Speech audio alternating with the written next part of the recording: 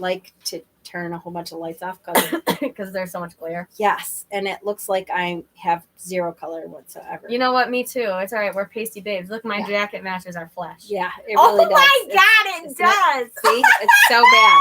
Literally, everybody else, like, I've had completely in the dark because I'm like, it's awful how bad this lighting is for us. Okay.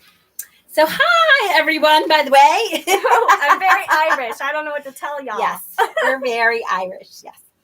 Okay, so this is our Epic Court interviews. This is Courtney. Do you want to introduce yourself, Courtney? Hi, I'm Courtney. Perfect. All right. Can you describe your spiritual path from childhood till now and what drew you to this path? So growing up, we lived in this little, I mean, it wasn't little, it was a pretty decent sized house, but we grew up in the middle of nowhere, right? And we had like an acre in the backyard, and my dad had this. I should have said this before, but you can take your mask off. Oh, I'm sorry. It's just really, we're like all boosted and stuff. It was for everybody else though, to make sure.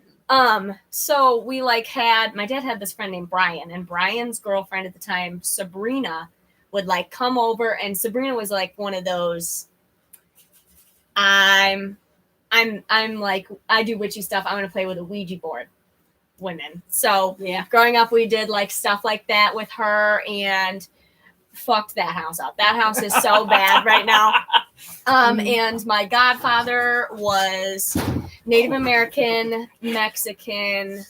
So he was Catholic, and then like he practiced Native American traditions on top of that. So it was like this brilliant mix growing up, learning all these different things. And then my parents got a gnarly divorce, all right, when I was like 9. So my dad ran away. Like my dad disappeared. My mom disappeared. Like my dad was home like maybe once a week.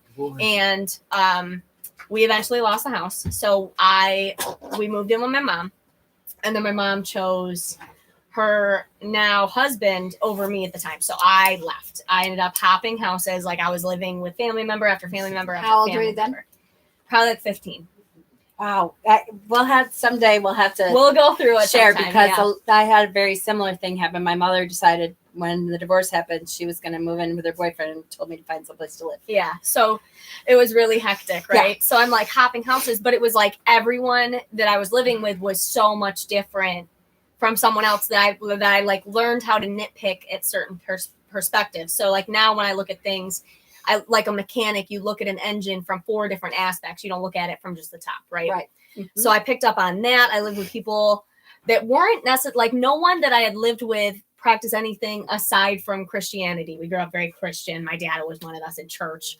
And then like I ended up getting into drugs and alcoholism and all that fun, fancy, life depleting stuff. Which happens when you're bouncing from house to house and you don't have that stable environment that it was like a tough time because it was like all these people only want me periodically. Right. Yeah.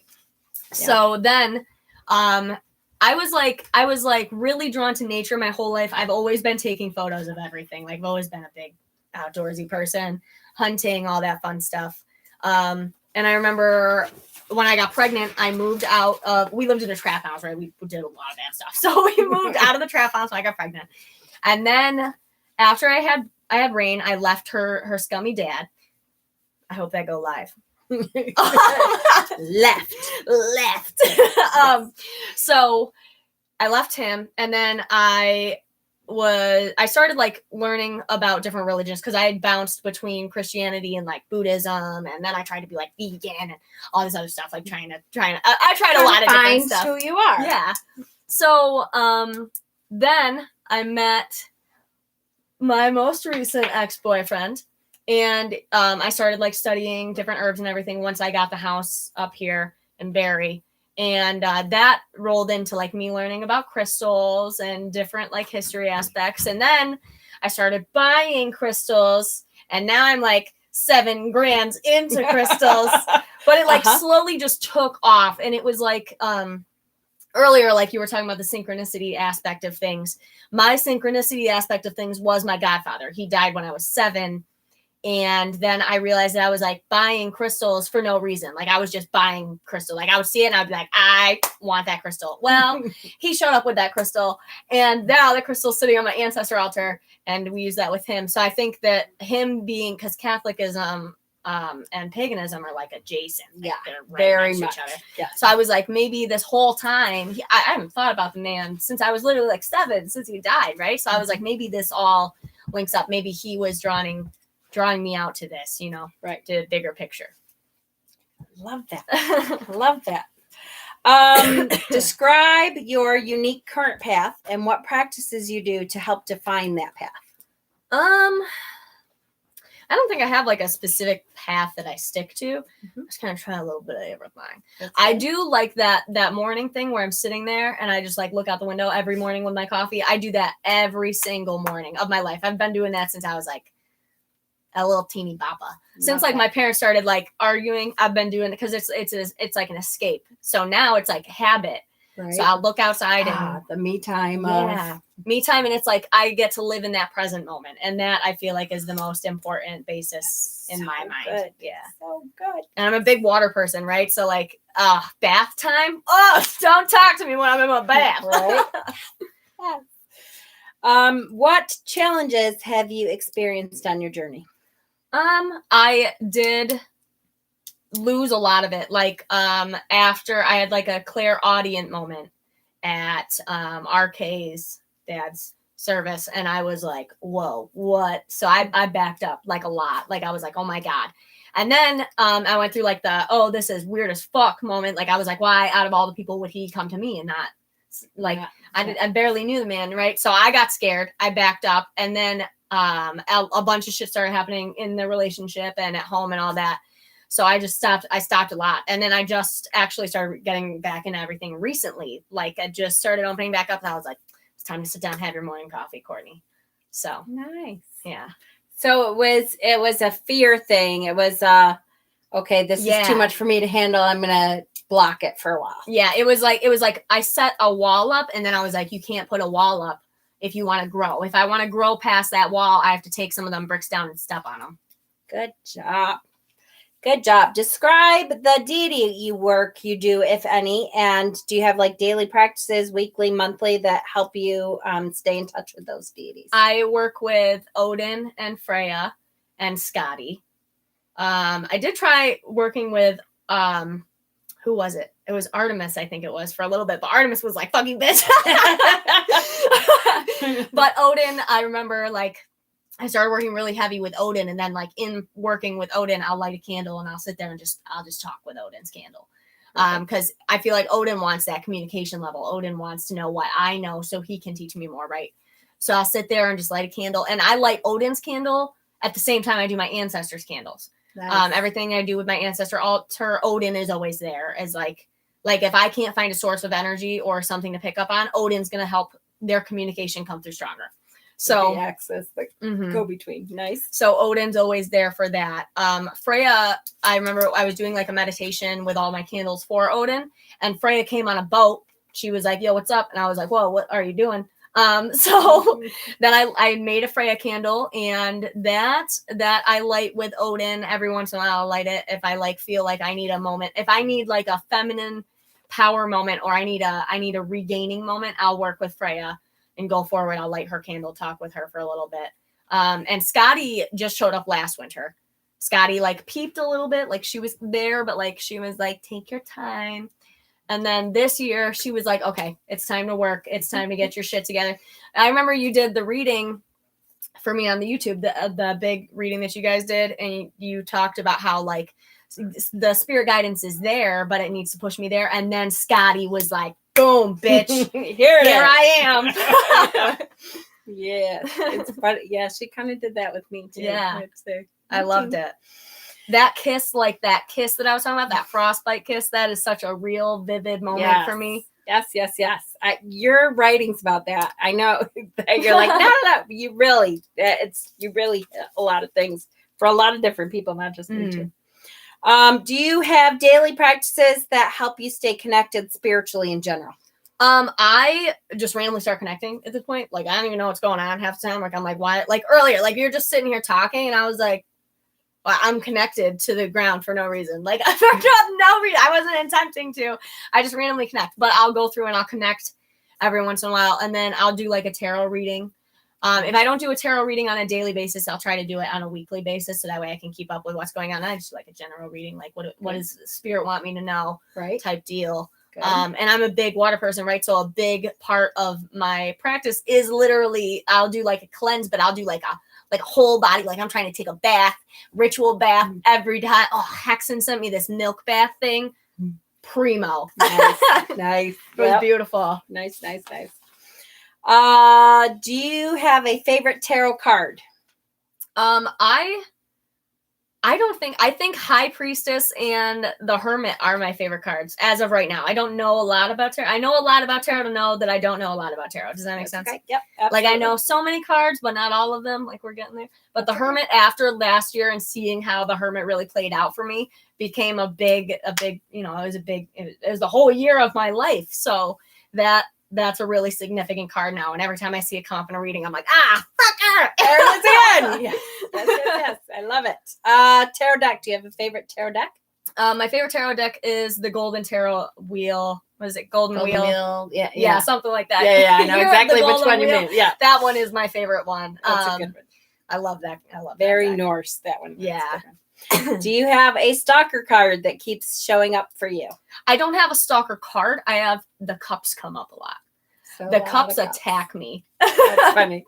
And I wonder, you think that's because your water energy, like, oh no, I think it's most? Because I'm super emotional all the time. I'm such a big, I have a Cancer moon. I feel like every time I get a cup, I'm like, astrology. There it is again. Yes. How many decks do you have? I have two oracle decks and 3 tarot decks. Okay. Do you have a different favorite divination method, and describe how it works for you? I think my favorite is tarot, but I just started working with the runes when you started doing the rune studies. So that's fun, but what I do with those is I'll pull like a rune a day, just to try to keep getting myself in the habit of learning what it is. But that's really the only divination that I've done is the tarot. Aside from, you think so? Well, I have a pentacle. No, what the fuck am I saying? Automatic writing. I did do that actually at one point. I forgot about that. Yeah, because I haven't told done me that about it in so long. I have not done that in so long. It was really good when I was doing that because I would do it while Rain was napping. Nice. I don't have that anymore because she don't fucking nap. Right. But I also have the pendulum. Oh. And the pendulum is what I use to tell if my chakras are off. Oh, so I'll go through the different chakras and then I'm like, okay, maybe I can fix it myself, which never works out, but I think that I can. So I'll use that to like check on my chakra. I haven't done the writing in so long. I'm so mad about that. How did I forget? It is literally in my work journal. I can't believe. Well, here's what it's. Just as an aside, I don't want to get off too much because this is not my interview, but it's funny to me that I do not remember a whole lot of individual people's readings or anything like that. I didn't remember that until you said, no, I don't. And I'm like, yes, you do. You did automatic writing. I totally did. For me, I don't remember people's Reiki appointments and readings very much at all. So the fact that came up meant that you were supposed to know about it. Just so you know. Okay, well maybe I'll go home and do that. That might be the vibe. Where am I? You just got after the divination. Yes. Are you able to practice openly with everyone, or are you in the broom closet with anyone? No, I'm open with everyone. I don't care if you judge me. I'm so shocked. I do not see that in you at all. All right. Do you connect with a specific element, water? Describe how you incorporate that with your practice. Bats. You know what? A big part of like my meditation spot, like when I'm meditating and I want to go to a place, I go to the ocean every single time. I'm on a boat. I want to be on a boat in somewhere. I don't know. Waterfalls. I love to go to waterfalls. Letchworth is my favorite place.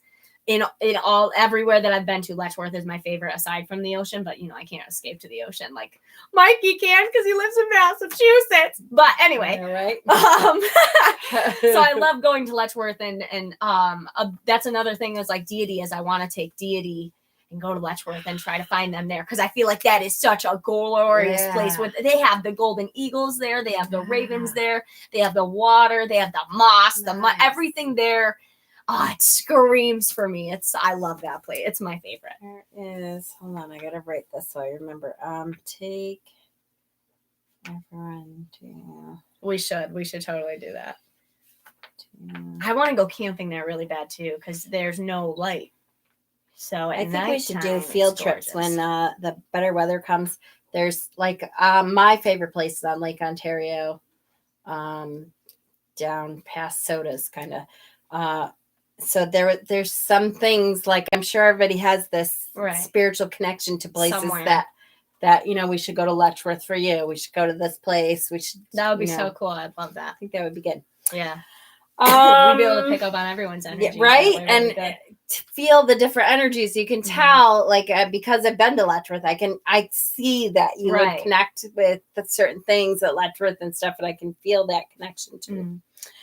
Did you have a particular aha moment with your spirituality, or was it kind of a gradual process? It was that Uncle Jesse moment, without a doubt. It was the Godfather moment when I was sitting there, and I just started crying. And it was like the weirdest thing, because I did a meditation. What I do with my shadow work is I'll do a meditation, and then I write my shadow work question out, and then I do another meditation after to focus on how it made me feel. But I meditated, and then I did my shadow work session, and then I was meditating afterwards, after the question, and I just started sobbing.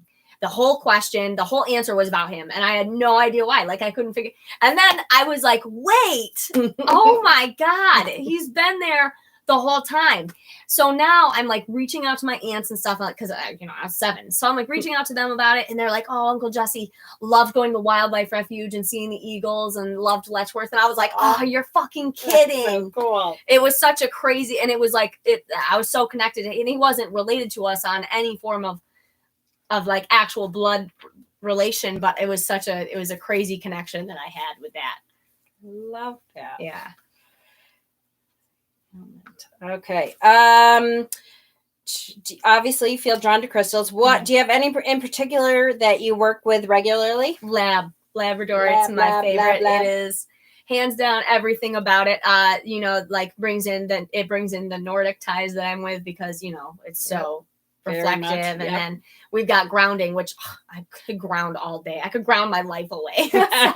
So I'm like, protection basis. Everything about that stone makes me. I'm like a lab hoarder. I love it. I must have it. Do you have a favorite season or Sabbath? I think my favorite season is fall. Hunting. Right. Hunting, jerky, you know what I'm saying? Right. It's pretty out. Letchworth is at its prime. Most gorgeous. You get the birds are coming and leaving. So I have like a crazy amount of vultures. And I don't know if you knew vultures. I didn't know this until a few years ago, but vultures leave. I thought that they were like year round. So it's crazy that they left. Yes. No kidding. Yeah, they leave. I remember one day I was standing out. I was like, where the fuck are my vultures? Where are my because I like to take photos of them. That. Who takes photos of vultures? This bitch. But they're such interesting cool. birds. Yeah. I love the birds of prey. That's what it is. Birds of prey are my thing. Yeah. Small birds are cute. Like the little chickadees. I want to put them in my mouth. I don't know why, but I do. Ooh, I love them. Like when you see cats and you just want to put their head in your mouth. Yeah. You know what I'm talking about? That's what I want to do with a bird. Like just a little chickadee, but I'm afraid of it. So if it comes near me, I'm going to shit myself. But I would totally put it in my mouth for like 5 seconds. I just want to find out, what if it pecks my cheek? So funny. You can say I got a little kiss. Oh, I love you. All right. If you could see 5 and 10 years into the future of this circle, what role do you see yourself in if you can step into any role that you're interested in? I don't know. What do you mean? What role? If like 5 years from now, 10 years from now, is there a position in the circle that you would like to shoot for? In the circle position wise? I don't know. I guess I didn't really say think whatever it is. You didn't think that far. Okay. No, I didn't. It's okay.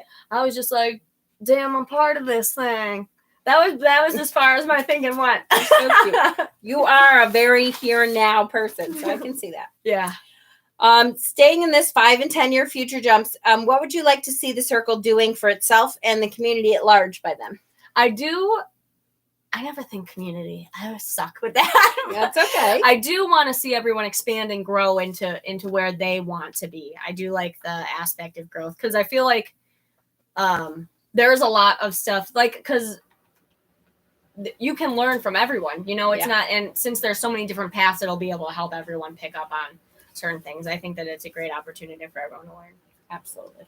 For sure. So the only thing I can really see is just personal growth and then I know that chat, the family chat, even just talking about regular stuff, now we have some people don't have that friend basis, and now you have that where you can sit there and talk to someone, and it's you finally have the time to talk to someone, because I don't have anyone to talk to about this stuff. No one wants to listen to me jabber on about this shit, so now I feel like I have someone that I can confidently go to with it, and I feel like that's a great opportunity for everyone in the circle and everyone coming in soon, I guess.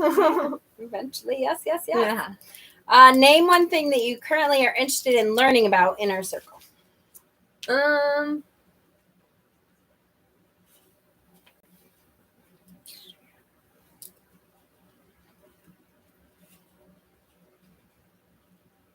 never heard you so quiet. I know. It's really weird.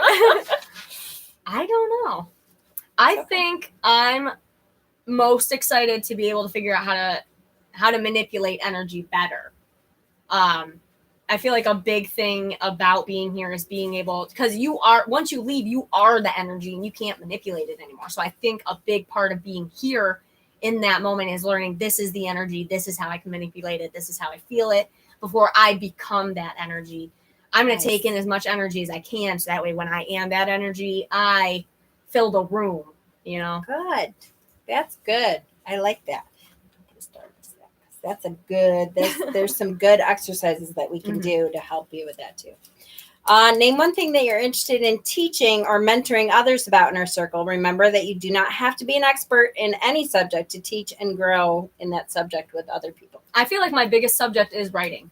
I suck at, for me speaking is just word vomit, but I feel like me writing is so, I feel like I can help people pick up on those little moments more. I guess I could definitely help some people ground. I could do that all day. And I love little crafts, I know Holly's got her little ones, and I do the tinfoil thing that I was telling her about. Fill it with water and put leaves and stuff and pop a hole in that bitch and hang it up outside. Now you got a nice little, I feel like crafts and stuff, it would be fun.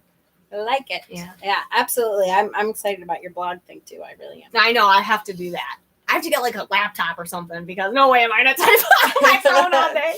Right. And finally, would you share some tips for beginners just starting out that you have learned already that you wish someone had shared with you?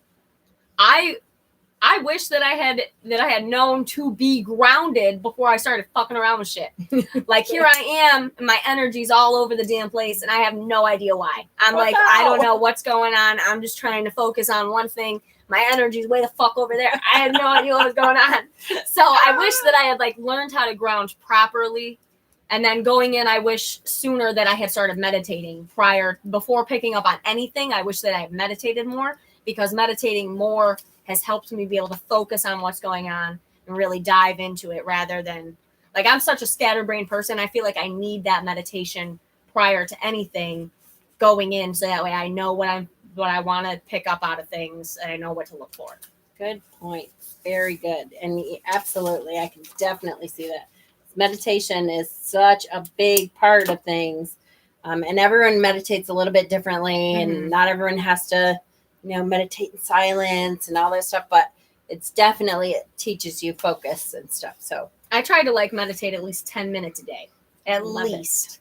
Love it. Very good. All right. Anything else that we didn't bring up that you want to bring up? No. I love it. Well, thank you, Courtney. You're welcome. My hand was moving quick.